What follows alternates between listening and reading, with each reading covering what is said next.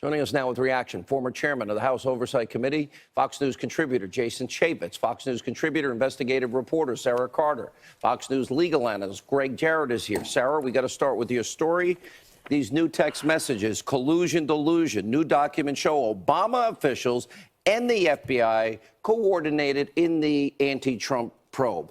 Now, this is only 3,000 of 50,000 we expect text messages to eventually come out between the FBI lovers, but more importantly, it's part of the 1.2 million documents that Goodlatte is demanding they turn over. Well, these are 3,162 documents that they've had to peel apart for months, Sean. They have had the most difficult time, the congressional committees investigating this, because the DOJ and the FBI have not been forthright with the information.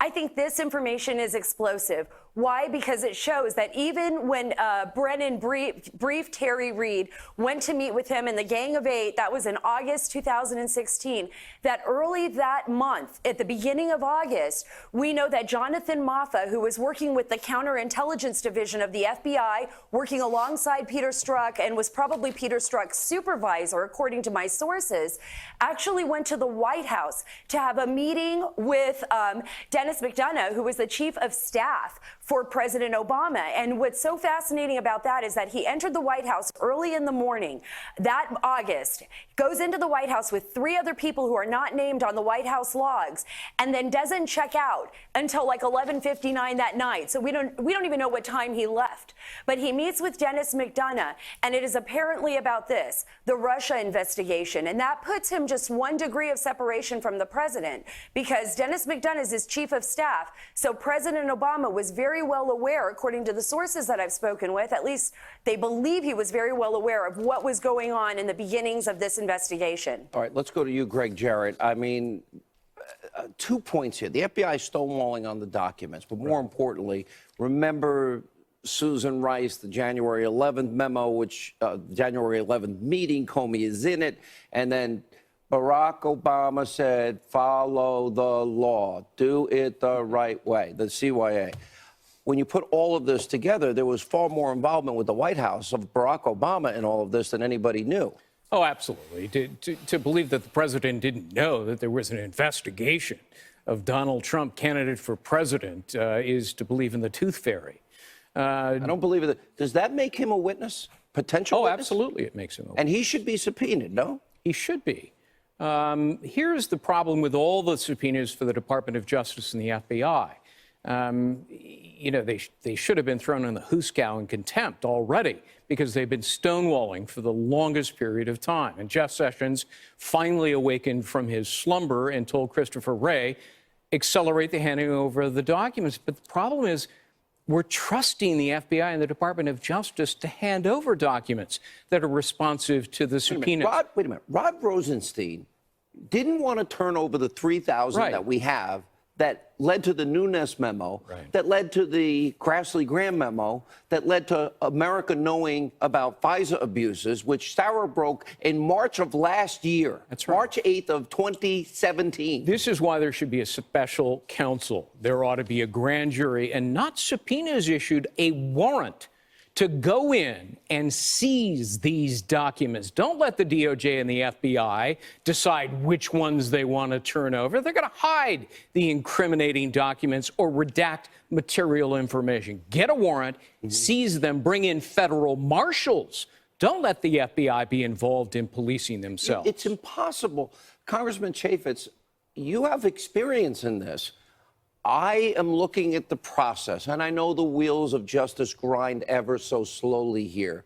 But when you put all of this together, Hillary fixes a primary. Comey, Strzok, Page, McCabe, Lynch, and others seem to put the fix in and rig the investigation into her email server, which we know she committed felonies. It's irrefutable at this point, and the evidence incontrovertible. Then she pays for a phony Russian dossier that a foreign national puts together. The FBI doesn't verify it. It turns out to be false. They present it to a FISA court judge, and they omit the key part of the information, which is she paid for it, and they never verified it. And It's like pulling teeth to get truth out of the Department of Justice and the FBI. How do we get this information? How do we get the 1.2 million documents? And more importantly, how do we get the special counsel to investigate all of this garbage and all of this corruption? July of 2016, Director Comey declared that this was a closed case. There was no excuse to hide these documents. The Oversight Committee asked for those documents. They refused to give them. I issued a subpoena as the chairman of the Oversight Committee in September of 2016. That's how far back this goes. Move forward to August of 2017. Devin Nunes is fed up. He issues a subpoena. Now move forward to 2018. Chairman Goodlatte is issuing a subpoena, and still those documents aren't there. They had a yank. When did they first ask for this and the information? FBI director. Well, I asked for it in July of 2016, and I issued a subpoena for this very information. How do they get to ignore a subpoena? How does Hillary get to delete subpoenaed emails and acid wash them? How do people get away with things that I guarantee Gregg Jarrett couldn't keep me out of jail for? If you look at what the Attorney General and the Department of Justice put out, they said they're going to review this request. A subpoena is not a request, Sean. If you were issued a subpoena and said, hey, I'll take that under consideration, and you didn't comply, you'd go to jail. Everybody who's watching this program would go to jail. Well, yeah. What if you use that? What if I acid wash my hard drive with bleach pit? That's why you got to have a special prosecutor who will go in there with tenacity and investigate these people. The only way that Congress can actually enforce a subpoena is through the Department of Justice. There is no avenue to get directly to a court. I'm happy that the Inspector General is now going to, investigate FISA abuses and dossier abuse, and we have been covering this forever. The Inspector General, does that mean we have to wait another 4 months for the Inspector General report on the email server investigation, or will that be released separately and apart? Oh, are you asking me, Sean? Yes, Sara. Because I think that's going to come out I think it's going to come out much sooner than 4 months. I hear it's been delayed another month now. It has been delayed another month, but what we have to realize is that within the Department of Justice right now, there's multiple ongoing investigations into the FISA abuse, into Andrew McCabe. I also believe into former FBI Director James Comey himself, who now has a book coming out and he's going on this tour. So that's going to be very interesting to see how that plays out. There's a lot of information here that needs to be investigated. I absolutely agree with the other guests here on the show, with Greg and Jason, that we need a special counsel to do this investigation.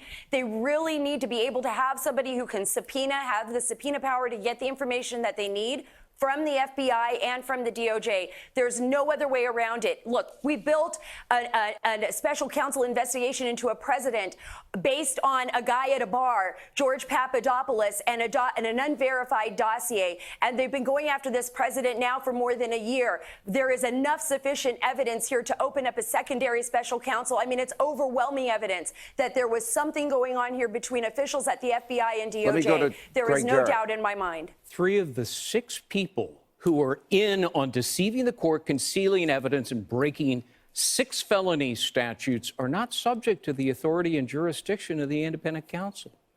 He cannot compel James Comey or Andrew McCabe or Sally Yates, who are no longer government employees. That a special counsel can. And with respect to these documents, if it were you or me, they'd be knocking on our office or home door, and they would break in if we didn't answer, and armed with a warrant, they would seize the documents. You have to have a warrant. You have to seize them. Rod Rosenstein forget about 1.2 million documents, Congressman. He didn't want to hand over 3,000. And it was subpoenaed, and in the last hours, he's on bended knee begging Paul Ryan, pretty please don't force us to do this, which is, we wouldn't have learned about a lot of it. He appointed the special counsel, Rosenstein, and it appears that he signed off on one of the FISA renewals. Isn't that a conflict of interest? It does beg the question. Remember the 4-page memo that Devin Nunes and Trey Gowdy put out the door and all the flailing by Adam Schiff. And then you have Rod Rosenstein begging with the Speaker of the House not to release it, that the whole world and the attack on the intelligence community and on the FBI. And we look at that memo now and think, really, that's what you went to bat for? I mean, this is the same FBI that went after college basketball players, for goodness sake. Why can't they go actually expose the truth? All right. Thank you all for being with us.